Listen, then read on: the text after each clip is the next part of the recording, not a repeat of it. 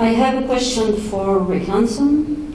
First of all, I would like to thank you for organizing this conference, giving us a chance to learn more about research in general, research for curing paralysis someday. That being said, we had a very good presentation by Lisa from Biaxone yesterday. She was mentioning the role of the non-for-profit organizations to actually accelerate research towards a cure.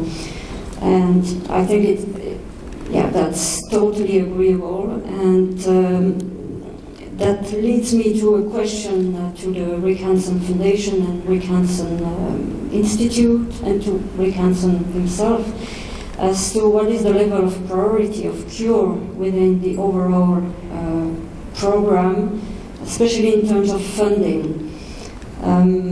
There was a question that was raised by a spinal cord injury patient. His name is Dennis Tesoro.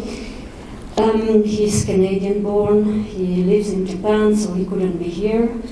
And he asked, not just him, but patients from all over the world asked to the Rick Hansen Foundation and Institute, how many % of your budget is actually spent on funding research for spinal cord injury research, so into regeneration? We didn't get any clear answer, and I would like to reiterate the question. I'm very happy to be here and to have a chance to get an answer. I would not like you to believe that we think quality of life is not important. We, just like anybody who is in a chair here, I think, I have some problems, we all have problems, but I think quality of life has been improved greatly thanks to organizations like yours. So I think we can all thank you. Probably we would not be able to travel and we would not be here if it wouldn't be for organizations dealing with quality of life. Nevertheless, I think it's time to go a level higher and to think of the next generation. The challenge of quality of life will continue to be there, but there is a bigger challenge, and that's cure. That's cure for tomorrow. So I would like to ask again, how much do you plan to spend on actually helping, contributing to research to actually repair the spinal cord? Money is important. We all know it's not everything. It's also a matter of knowledge, it's a matter of collaboration. But we do ask questions because we do believe that an organization like Rick Hansen is very, very important. You do have a big name. You do inspire. And if you don't spend more than just 1 or 2% of your total budget into trying to repair spinal cord, we think it does send a wrong message. We might be wrong, but so I would like to ask you whether you can tell us how much you spend and how much you plan to spend.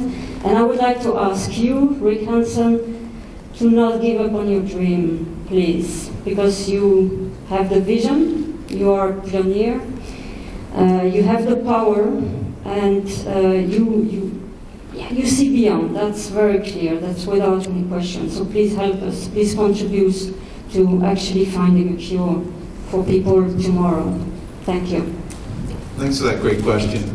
You know what? It's always been the same goal for us. Number one is we want to make sure that the world that we live in is accessible and inclusive for 1 billion people, according to WHO, that live with disabilities today, so they can have a meaningful and productive life. We'll never waver from that goal. Number two is that we want to do what we can to find a cure for spinal cord injury, and as we're talking about, it's probably a cure's pathway to be able to do that.